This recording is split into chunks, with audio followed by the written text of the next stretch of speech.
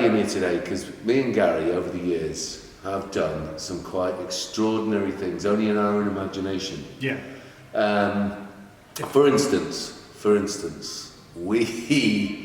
Gary, when he was the editor of many papers, sent the wonderful Sarah Singleton all the way to New Mexico and Arizona with Kandu Arts to report firsthand on the endeavours of the group that were doing the Dreamcatcher play over in those Indian Native American reservations. I think the actual conversation went something like this. Hey Gary, we're going across to America. Can you send the wonderful Sarah Singleton, who is possibly one of your greatest ever journalists, because she was into Agenda 21, she kind of got what we were. She definitely got it. Yeah, she was very passionate about it, and she was passionate about what you were doing. Yeah. So why wouldn't I send her out? Well, I think there was a budget consideration. I think the initial conversation was, well, can't you just send some stuff back? But I said something like, you got to be kidding, man. I think we had 17 young people. We've got to do, but it worked out really well, and I do appreciate you changing your mind about that. Yeah, I did have to make 3 people redundant to send her out. Listen, where are those 3 people now? Yeah, exactly, yeah. Exactly. Managing directors somewhere else. Exactly. They went on to bigger and better things. They were spurred on by their, we can't write about cats being stuck in the tree this week because Sarah Singleton's gone to America. Gary, where are your priorities? Denigrating the Gazette. I don't think we've ever written about a cat stuck up a tree. Okay, for anyone out there that's got 1,200 hours that might be on lockdown still and not doing anything other than research every article that has ever written. If you can find one... If you can find one, I'd be amazed. What, that said, and mentioned a cat in it? Up a tree. Okay. In many other situations, but not up a tree. Okay, let's just see. That's a competition from we had a story about a hamster stuck me on a skirting board once. When you said hamster, I think me and a few other people's mind went off somewhere else. Yes, so I do appreciate that you sent Sarah. She's a wonder, and her family fantastic. So that was actually really worthwhile. But we've done lots of stuff. Well, can I take you back further than that? Because the first time I met you was when you came to Devizes, where the Gazette office was, and my office, and I can't remember if you just turned up or whether you made an appointment. I got the feeling you just turned up. It didn't sound like you. It doesn't sound like you. Yeah. And I remember this bundle of energy coming into my office and just talking at me for about 45 minutes. And firstly I thought, how is he breathing? Because he didn't stop. I think everyone knows where that is, except when my brother's got his big toe up. Yeah. And secondly, I was just kind of seduced into the kind of this magic you were weaving about what you were doing here and how important it was, and it was. I think you were organising a festival at the time or something. Festival 3000. You're right. It might I think you're right. It was. I think you were something like that. Anyway, it was. Fair play to which you. you made sound like Glastonbury, but it was. Well, I made it sound like Glastonbury because I thought that the only reason you would come out of your office to visit would be the lure of It did. Yes, because at the same time, if you remember, the youth service were going to do a festival which they had over £100,000 to put on at Bowood. And can you remember how well that went? No, I can't remember anything about it. It was probably shows you how good it was. It never happened. That's probably why I didn't remember. And we had no money, and some of the people that they had coming from Ghana or Gambia, I remember, some groups that they had, we actually put on, because our festival had the local community of Laycock doing their millennial celebrations at the end of the week. We had 250 young people coming from schools every day. 250 people a day came to that site to do the various, and a group from Chernobyl. Yeah, that's right. Well, they were from Belarus, but a group, a choir. I think we've got photographs of this. We had the giants that were being made. We had the plays. We had the 800 capacity. See, he's going. No, he's going. Yeah, it was pretty much like Glastonbury. It wasn't. I tell you, we also had Dyson. They were fantastic, but it was bizarre. We had Dyson doing workshops. I really appreciate them doing this because they could have just given money. They paid for Sheldon School and Hardenouge to come to the site on 2 separate days. They did workshops. Yeah, that's when they were a bit more engaged in the local community. Well, I think they were great. Well, you know, the bit that did make me laugh was that when I eventually got through to their community development department, They said, this sounds amazing, can you come for a meeting? Of course, they're based at Malmesbury, and anyone who's watching this that doesn't know our vicinity, Malmesbury's about, 8-10 miles away from Chippenham. Yeah, at least. Unfortunately, their community development people were based in London, so I actually had to go to London, met some wonderful people, and they did, and I've got to say thank you to James Dyson and his good crew across there, and I do use their products. Do you? Yeah. Good, well, at least paid back for him, isn't it? Well, it's just that they are particularly good. They happen to be locally made, and I like that. Are they sponsoring this? No, but it should be. Maybe by the time we finish with this, it will be sponsored by Dyson. Ladies and gentlemen, anyone out there who wants to sponsor the show, as long as you're sustainable and ethical, we're all right. The other Hoovers are available. Other Hoovers? Vacuums? I said that. I said that. Deliberately. The Hoovers. No, I brand. remember when I was at the Gazette, I was invited by James Dyson to go and have lunch with him and look around the Dyson plant in Malmesbury. It's great, really good day. And everyone, no one wore a tie, everyone was like very cool and that. And we were having lunch in the canteen where everybody sits like around, it's like there's no hierarchy at all, it's really good. And we were chatting and I can't remember what the conversation was about. I said the word Hoover. Yeah. And I tell you, the place went silent. I'm not even joking, the place went silent. It was like, if there'd been a piano player, he would have stopped. I love it. I know, and I never got invited back. But he did give me an autographed copy of his autobiography. Of his book. Yeah. Fair play. Yeah. I think, that he's ingenious and he's been through a lot to get his creations off the ground. He did, yeah. And he went out on a limb and he did it. So I admire that. And he would still be in Chippenham had he had support. Which is essentially what I was going to say. I think that, to be fair to him and them, there would be more. How have we got onto an idea with just promoting Dyson then? I know. It's quite okay though, because I like what they do, and as long as it's sustainable, ethical, and everyone's getting a fair whack. They're very into that. Yeah, so why not? Why not promote them? And they did come to that festival. That festival for 3,000, Laycock Community, National Trust, which was, if you remember at the end of it, we had a big party in the grounds of Laycock Abbey. We had all the groups that were doing, had their giants, they were doing their vignettes and what have you. Now, 18 months previous to that, a very wonderful farmer who was part of the Millennial Committee for Laycock said when we had a meeting, Graham Hurd, bless him, said to me, can you come along to this meeting because we can converge these two things. You can have your educational community project going on for the whole week, and at the end, can you help us with ours? It's not a problem. So the ideas we had for theirs was doing these vignettes and making a giant that represented one of the centuries that for the 1200 centuries that Laycock had existed. So I'm sitting at Chris Dole and his lovely wife Janet's farmhouse, and we'll put these ideas in. So what about doing giants that represent one of the centuries, but they'd be made from recycled goods, and then the local school, the primary school in Laycock, can do a giant of the future.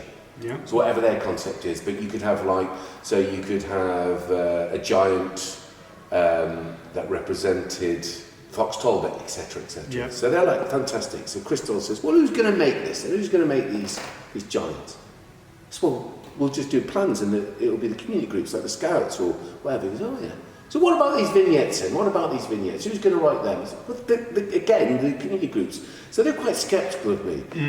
18 months later, and after many bottles of wine and other such things, not for 18 continuous months, Gary, by the way, just, well, sometimes I think they injected it just to get through the meetings with me, but that's another story. Anyway, so 18 months later, this is a great community group, come together, doctors, post person, all sorts of stuff.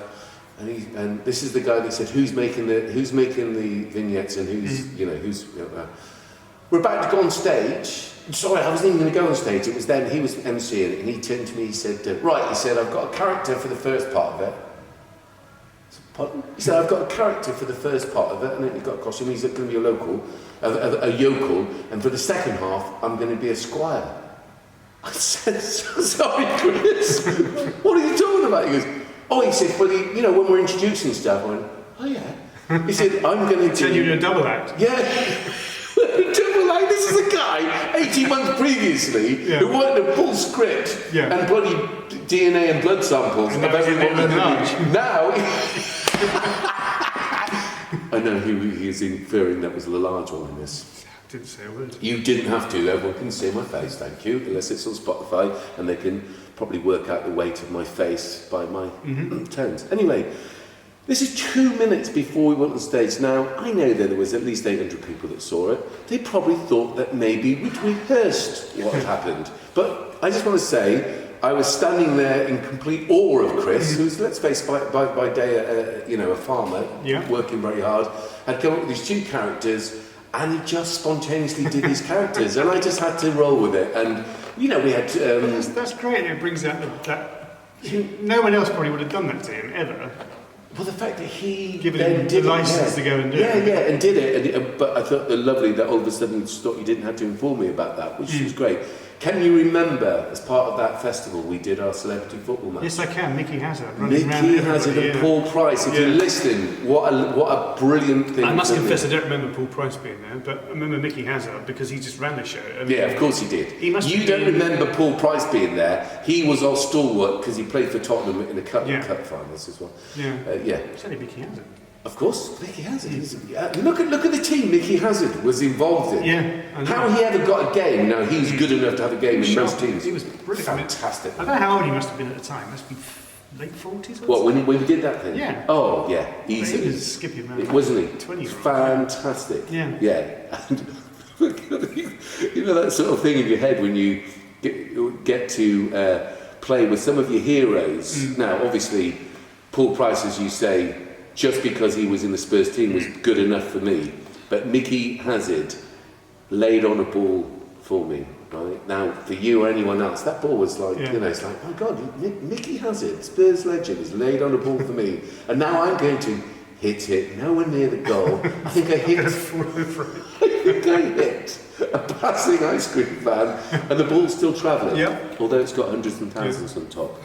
So that was one of the projects that you helped us with. You helped us publicise it, talked about it. We got lots of people involved. There was thousands of people by the end of it. It was the thing was, cut in, but you came to the office and you kind of wove this kind of thing, and a lot of people used to do that. Come in, maybe not quite in the same manic fashion you did, but people did come in, and seldom did it ever kind of bear fruit the way that the thing that you did. Seldom did it become a reality like that, and you kind of go along. And I remember being there on the last night thing and thinking it was amazing. It was as sold, I would say. The thing is, goes hand in hand with, without the support of people like yourself, we wouldn't have got those people involved. And I saw a photograph. Nah, you'd be surprised. You'd be surprised actually how you do. You know how it works. But that wasn't just. That was just one of many projects that we also. Can you remember coming down to? Well, I met you there because I was. In fact, I was doing I'm very proud of this. I was doing a keynote speech at Warwick University and met you and the guys down at Wembley Arena for the Mel C concert with all the young people that played. Amy came, I think. She did. Definitely. She loved it. Amy came and you helped the No Place for our homeless project, the No Place Home. Yeah, that's right. So again, it's another thing that you. And I think I spoke to Mel C. You put me in touch with to speak to her before the event, I think, to talk about Kandu's involvement and stuff. So she was very gracious. Oh, absolutely.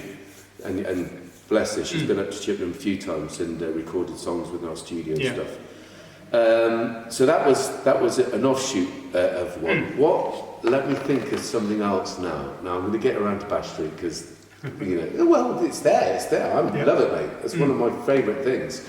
So quite the underlying story is about life in the various towns and cities we work in around the country, but brought together in Chippenham as a community because it's the sort of community where, like yourself, you can say, listen, we're doing such and such, do you fancy doing whatever? And people generally will, if they're not doing it themselves, they'll put you in touch with somebody who can. And that meant, Sandy Webb and Doug, we got to use Revolutions, so we had, it's a very Chippenham thing, I think. It was in and of Chippenham because it reflected the people within the place, and the Chippenham was as much a star of the film than the people that are in it. But I think people were shocked. They say it's just about the work you do in Chippenham. It's like, actually, most of the stories, a lot of them come from the work we did in London. Yeah. And we amalgamated them, as you know, because we're part of that. But I tell you what, yes, to be fair, you are quite versatile. What else have you done performance-wise for Kandu? Well, for Kandu, for me, really, but it wasn't. What else did we do? We did the estate agents sketch on the CVM. What was that? So you phoned me up. I can't remember even how that happened. Because I like you as just a dropped in fan. a conversation. No, because I'm a fan of Soccer AM. I was on a show. You phoned me up and said, "I've seen you. You're on Soccer AM." I was thinking, like, yeah, that's right. Yeah. Nobody I knew Soccer AM. It was a cult thing amongst probably people like ourselves who it was had much less of a thing than it is now. Well, actually, I think it peaked, and I think it's tailing off again now. But I mean, at the time, it was a growing phenomenon. Yeah, and I met Tim Lovejoy because we were doing, I think Damon and Phil Daniels were doing a Chelsea against Middlesbrough pre-match League Cup. So Tim Lovejoy's in that. Right. Say Chelsea celebrity thing. I didn't get to play. I can't even think why that was. Something about not being a celebrity or a Chelsea fan. But anyway, wow, you swine. Anyone that's seen the Soccer Sixes knows that even though I look like Buddha, if it really is that fat guy, Buddha, running on a football pitch, I've got good, at least ideas. Good appetite and good ideas about football, or good the way it should be played. I've never ever been able to execute them, but I've got some great thoughts. Yeah. So same as me.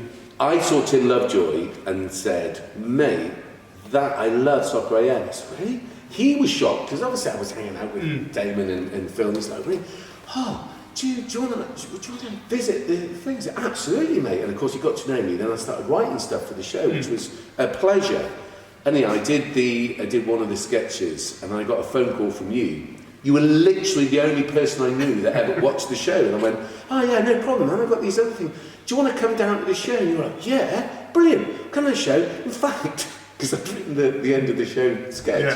"Could you be in it, mate? Can you imagine again?" It's like, "Yeah, you're going to do it. Brilliant." So you saved my bacon. It's one of those things that you feel like, he says that it's not actually going to happen, and then he's going to give a call back and say, "It's all off, it's not happening." And then lo and behold, there we were, and we've done it. Yeah. That was great fun. That was it great. It was just fun being inside that little bubble and seeing how, and I think because they were such a good team, it was a real kind of melting pot of ideas, and he was obviously at the centre of it, but he had a really good team around him. Oh, fantastic. Fellas is still doing that. Behind the camera as well as in front of the camera. Is a comedy genius. Yeah. Most of his kiddies, to be fair. Tubes. Yeah. All of them. Absolutely. But it was, just really interesting to watch it take shape, and then to be a tiny little part of it was just, it was you like Nick was saying, it's one of them, isn't it? When he said to me, I was going, "Oh yeah, definitely, I'd love to do that." I think I kind of extended the joke a little bit by writing stuff. Anyway, the various sketches. So that's 2 performances I got you to do. Mm-hmm.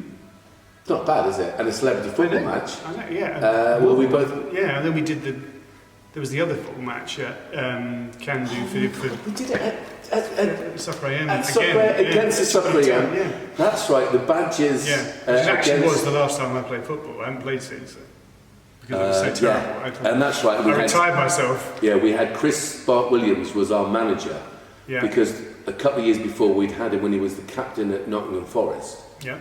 He played when we played with George Ward, when Kandu were working with George Ward before the school was shut down and knocked down. Nothing to do with Kandu, by the way. He was a good lad. Chris Bart Williams, what a legend. But he was told off by his insurance because they found out that he played for Kandu the time we played against George Ward and Chippenham Town. And he got into a little bit of trouble. So the next time he came down, he was our manager, wasn't he? We played against the Soccer AM, which had... They had Paul Douglas, Kenny Douglas, your son, and Beresford. Paul Beresford. Keith O'Neill? Keith O'Neill. Who was spellbinding, I thought. And then that brought home to me that actually it doesn't matter what level of football you play at, if you're a professional footballer, yeah, then you've got to be bloody good. I mean, you've God. got to have. Listen, I agree. And even though they may not be as bloody good as someone a league above them, they're still leagues and leagues and leagues above where I'll ever be. And and also the same with Paul Dalglish as well. He never really made it, did he, as a pro. But hard act to follow, Kenny Dalglish. Yeah, he was. I mean, that's a whole different story about how you shoulder that burden. But then I'd say Frank Lampard was a better player than his dad. His dad was good. Go back to West Ham. His dad was a legend, but Frank Lampard has become some. But that was a lot of that was actually down to Frank. Frank's dad. Frank's dad pushed him so hard. But Paul Dalglish, I mean, he was again awesome just to watch play, and being on a pitch with those people. Yeah. And then having that kind of, and then watching myself on telly playing really badly. That's nothing. Did you see my brother Don, who handballed? He did a roly-poly, so it's competitive, roly-poly. He basically, he gave them a penalty. He scooped the ball out of the net before it got over the line. And what they said about him, the little fat lad or whatever, my brother's never forgiven him. But if you remember, there was a whole, those matches, the Badgers matches were put on. Tim Lovejoy was always taking the penalties and always missing. So because he got so much stick. Yeah, right. So as he was about to take the penalty, I just walked up and said, "No, Tim, remember, it's just don't worry about it. There's literally no pressure." We also had Craig Green in goal, who was a fantastic goalie anyway, and he missed the penalty. Tim did. What else have we done? We've done it. Oh God, I forgot all about that. Actually, that was a man. We had AD Mings playing with us. Yeah, how amazing was that? Yeah. That was great. And I think Tyrone played as well, actually. No. We know about Tyrone then. How old was he then? God, I tell you what, I'll put you at 12. I was going to say, even if he was 12, he was still around. I think he was still around. I mean, I remember kicking the ball around with him and chipping in town before the games. And I would have loved it. I think I passed on a few tips to him. Well, definitely. He often says... Something's got to have rubbed off, isn't it? Something rubbed off, yeah. Something rubbed, yeah, definitely. Another thing that I remember quite fondly, most fondly probably, is apart from the filming at Bash Street, which is brilliant, but the film you made with Ray Winston and Jamie and the lady from Biker Grove. Are you going to tell me her name now? Jan Grierson. Yes. Jan, of course, because you came down and did the press junket, and who does Ray Winston support? Mm-hmm. And that literally the only reason he was interested, just so you know, the only reason that Gary was interested. Ray's actually quite a legend. He's a fantastic guy anyway, but he is a legendary West Ham supporter. Yeah. So that was actually a good day as well, wasn't it? It was great, and I'd written a few bits about the filming as it was going along. Some of it was, not all of it was here, wasn't it? A small portion of it was in Chippenham, and that's right. The majority was in London. So I think I only covered the bits that was here. But just to see it all come together and see it on screen and see actually how good a film it was, and how brilliantly it was portrayed, and Ray Winston obviously was excellent in it. Well, you know what? Because that got nominated for a BAFTA. Yeah. He won. It's not bad when you think we had a sort of like 47,500 budget. Seriously, at the BAFTAs, and this is no word of a lie, the flowers and the little trinkets, the little bottles of champagne they put on each chair, which I obviously went around and polished off before I ever got there. What I was doing eating flowers, I'll never know. Someone said they were roses, and they actually were roses, they weren't chocolates, which I still feel quite ill when I see a rose or a chocolate now, but that's another story. Champagne, not a problem. All right, Louis. Champagne is a problem. Champagne is a problem. However, the chocolates and the flowers cost more than our whole budget to make that film. I can well believe but that's what a good geezer Ray is. He donated any expenses to Kandu. He also got the Best Actor Award at Polish Film Festival. I got a Silver Award at the Cairo Film Festival. It came fifth, I think. The big ones. Yeah. That was because it was only one they all want to win. Yes, well, that's exactly so. And the Silver Award for production is Ed Deedigan and wait a minute, Cairo Film Festival. Was it in the shape of a pyramid? It was. I don't know. Do you know what? I don't know if we got invited or didn't go, but I think it was starting to kick off a little bit then. Yeah. Maybe it was a little bit dodgy. We didn't go to that one, and the you still would have gone to get an award if it was a war zone. Oh no, I would have done. I just think they said nah, silver. I remember flicking through the TV one night, as you do, like on a Friday night or something, and then I just came and there it is. It's on the TV. Yeah, on the BBC. Yeah. Yeah, hell, that was, well, again, I think one of the interviews we were doing, I think on Wiltshire Radio, we had, bless them, BBC Points West in the front of our office at Kandu and Chippenham, doing a piece for that night's television and the radio. The guy from the radio station was saying, I don't get it. You work with disenfranchised people, and we were doing an 18-month project in Bristol at the time. Sue, the mother of my children, my sons, was leading a project on the front line in St Paul's, working with women involved in the sex industry, which is why we did the film. But this guy on the BBC was saying, I don't get it. You work with the community, you work with disenfranchised people up down the country. What are you doing making films with Ray Winston? And I think Ray Winston, yes, I think Ray Winston probably asked, and his agent definitely did. Sorry, is it a short? No, it's a feature film. It says here his schedule's 12 days, and you can't have 12 days, it's only 7. He doesn't speak a bit like this, but I thought I'd just do it for the sake of this little sketch. Anyway, so the geezer's on me saying, I don't get it, you know, and I'm live on radio. So I said, well, the thing is, if I didn't have Ray Winston in this film, and I said I was going to do a talk in the Neald Hall in Chippenham about people involved in the sex trade, and the link with us is we work with lots of kids in care, and unfortunately... if you'd have done that, it would have been Tumbleweed. Exactly. I said, well, you wouldn't be phoning me up now to give you an interview if I was doing and he got it, but he also got it because it was live and he couldn't do anything about the fact that I told him exactly how it's how it works, isn't it? Yeah. I remember once actually, can you remember this? I phoned you because we had money withheld by the then district council or something or other. I think something to do with the fact that they didn't like North Wiltshire, It was. Yeah. I don't know, it was a youth service. And it was money that we were entitled, we'd applied for, and it had to go through the local authority, and they deliberately withheld it. It was slightly pathetic, but anyway. Yeah. And I phoned you and I said, look, this is the situation, and you put an article and I said I think I was gonna resign from being the director of the organisation. We were a charity at the time. This is why we're not, by the way, because we kept getting threats from people. But anyway, I phoned you up and said this is the situation. You put this article out, and bless you, the article came out, and I phoned you and said that's nowhere near how upset I am about this. And you went, okay then, okay. Next week, I was going to do a t-shirt.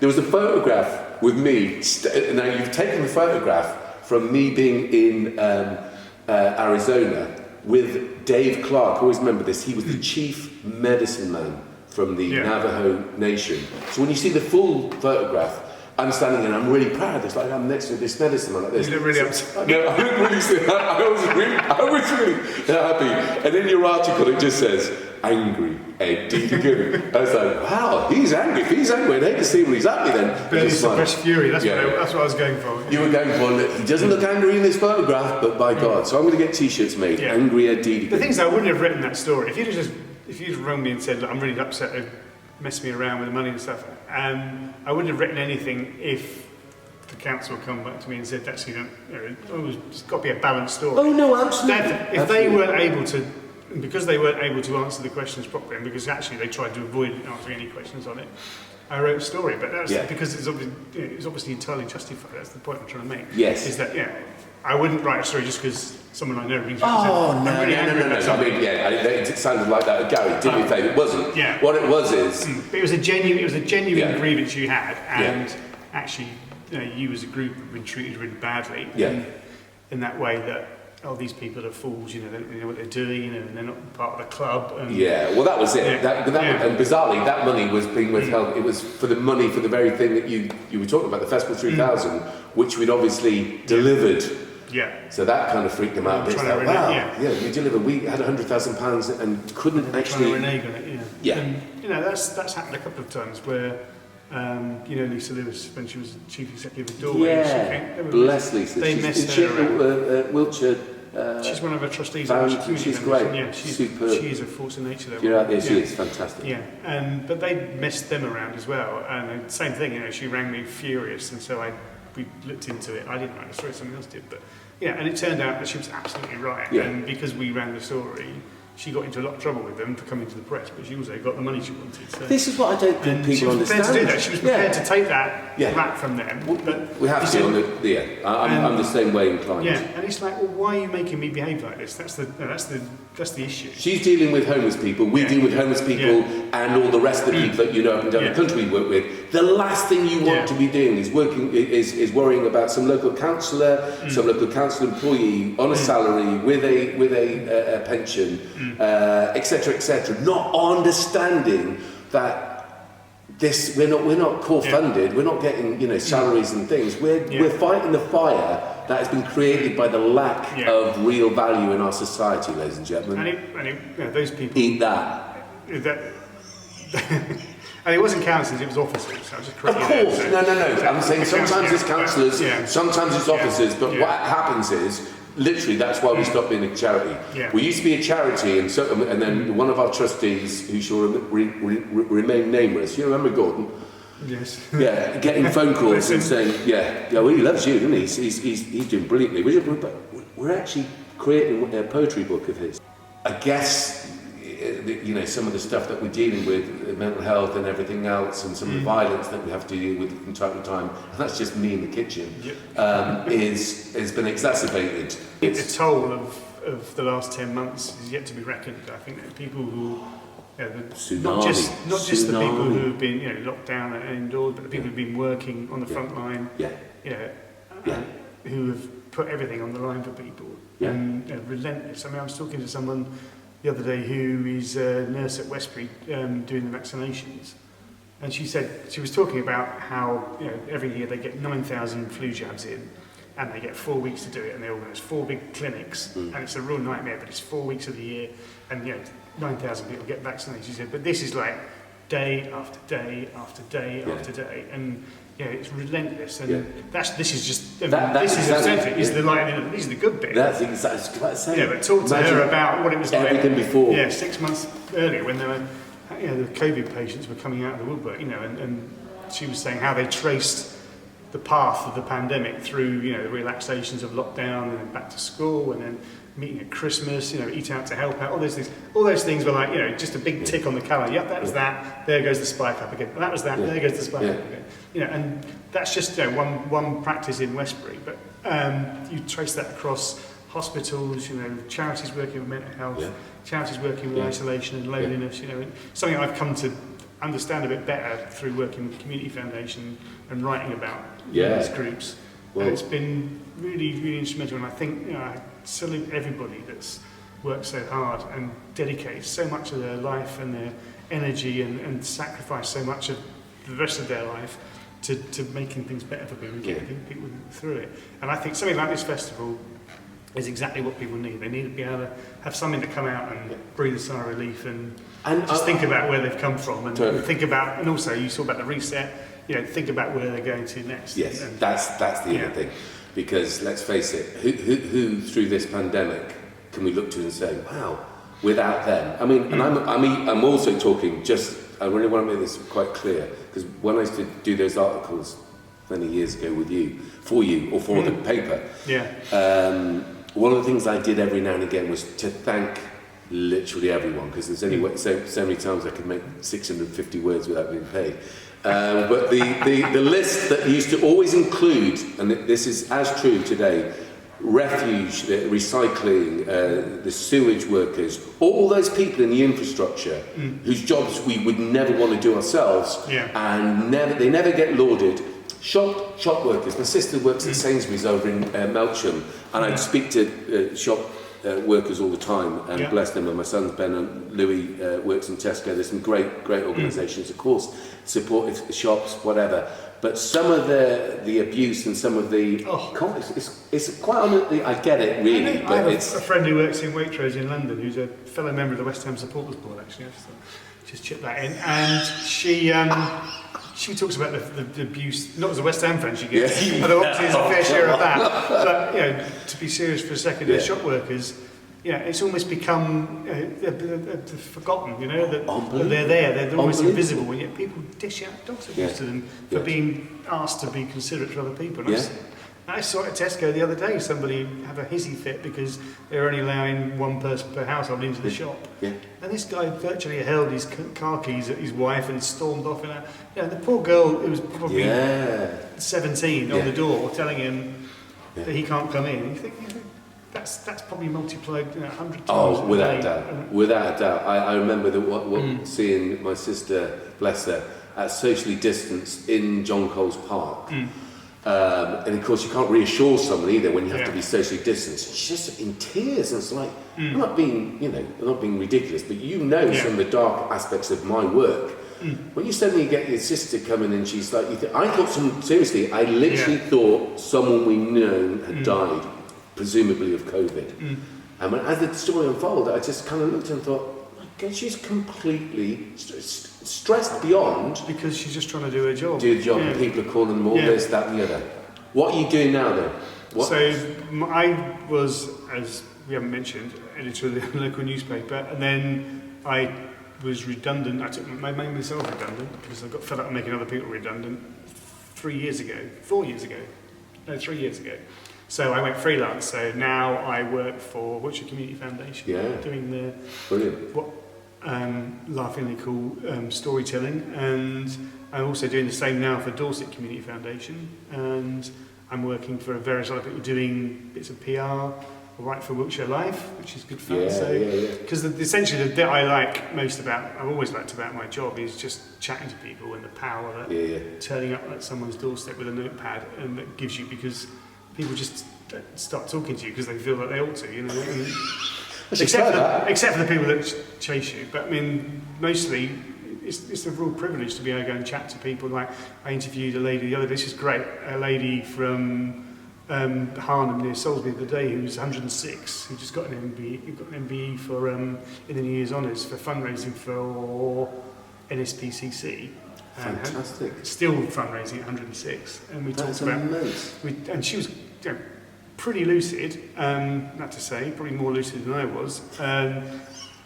We had to do it over the phone, obviously the COVID restrictions, which was shown, but her son, who was in his 80s, said, look, I'll better, this is via email before I went, he said, I'll better do the translation, a bit deaf, so you ask me the questions. We had the phone on speakerphone, but you ask me the questions, and I'll ask it to her, and we'll get the answer that way. I said, fine. So anyway, so we rang up. His name was David, so I said, hello, David.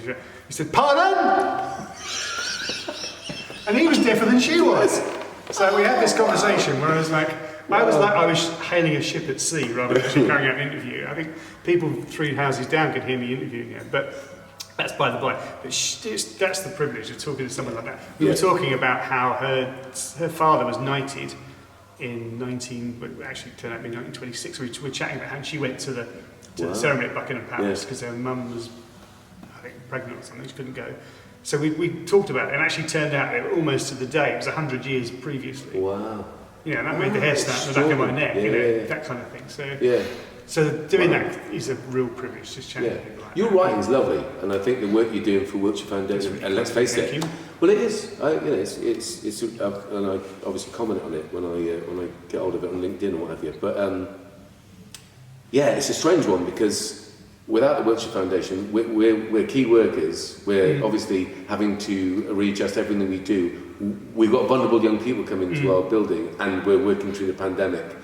Listen, if it wasn't for the Wiltshire Community Foundation, we wouldn't have had the money to then pay the Rotary to hire a hall. Yeah, but that makes such a huge difference, and that's a story we've been repeating over again. We've given out, £5,000 here, £10,000 there, £8,000 there to little groups that are doing amazing work, and it all adds up to 1.2 million over the last year in Wiltshire, more than 200 grants to groups, and that's hundreds of thousands of people that have benefited from that. And so that's the joy of a community foundation. It's very small, very local, works only with groups based in Wiltshire, small groups, but the power it has to change. Yeah. Shouldn't have to though. No. Should it? It shouldn't have to exist. But that's not really... grateful it did. What I'm saying is it shouldn't have to exist because we should have a structure in our society that legislates for all those areas that need I agree, legislative but I reform. don't- We shouldn't even have yeah. an air ambulance. Well, we should definitely have an air. We shouldn't have to fundraise for it. We shouldn't have charity shops that are raising money for heart diseases, because we've all got a heart, lung, kidney, blood, nothing. It's ridiculous that we have charities that have to operate. That doesn't change the fact that someone needs to do the actual work of raising that. Yeah, I agree. That's a conversation, but the fundraiser, I know the fundraiser that Air Emirates, they're brilliant team. Oh, brilliant Des Reagan, isn't it? They're fantastic. I support them completely. But, you know, they shouldn't have to raise money for it. And they know that, and I'm sure they get that conversation 100 times a day, but the fact is they do. The fact is Community Foundation is there and it does that. The fact is that, you know, some of these groups are literally, you know, two mums at a kitchen table decided something needs to be done on their doorstep. Absolutely. You know, and they just do amazing stuff. You know, there's a charity in Trowbridge Future. You know, there's a lady there called Zoe Mead who works for them, who is just awesome. She's not highly trained charity worker. She's a mum, and you know, she cares about her community. She's not stupid. She's really bright. Well, she's a mum, which is So she literally the goes hardest out- job in the world. yeah, So and if she she- can do that, she can probably do anything. And she goes out and she sees things that Seymour Estate in Trowbridge, there's people struggling there. I'll start a community fridge. Wicked. So successful, we had to buy a second fridge. And, and there are people like that all over this county. Absolutely, we do. But funny enough, we're doing a piece on Cairn Central. Yeah. And we went across the sea the other day. Same thing. Yeah, Fridge Cairn in outside. Tune. Yeah. Yeah, That's those the guy there. Yeah. I'm Terry. meeting. Yeah, the guys. The guys are going across on Saturday. In fact, I'm interviewing That's some- another great project that's just come out of Brilliant, nothing, man. and Brilliant. somebody's realised that something needs to happen, something needs to be done, something needs to be provided, and they just do it, and they make it work. And so that's the privilege of my job and my existence. Right, you're boring the hell out of me now. Okay, sorry. No, you're not at all. I'm only joking. It's just that this lovely Liz is over here, and I don't take it she's personally. there. Well, you can come back anytime you want, mate. Anything, seriously, anytime you've got stuff to talk about. I will. I might bring as some long- with me next time. So we'll do that. Yeah. And also take some of our wonderful apple juice from our allotment that young people have helped. Really? Yeah. Okay, yeah. And I'm serious. Pretty much. I will. It's absolutely fantastic. It looks good. You know what I mean? It's free as well. I'll give it to you free because I love you, man. Thank I you. love you. Can I take a copy of the film, what I'm in? Take a copy of the film. You definitely can. In fact, you could probably have one of the Mel C singles. No, you don't want that. Actually, let's stop this then so we can do that. Thank you, Gary. You're wonderful. Thank you very much.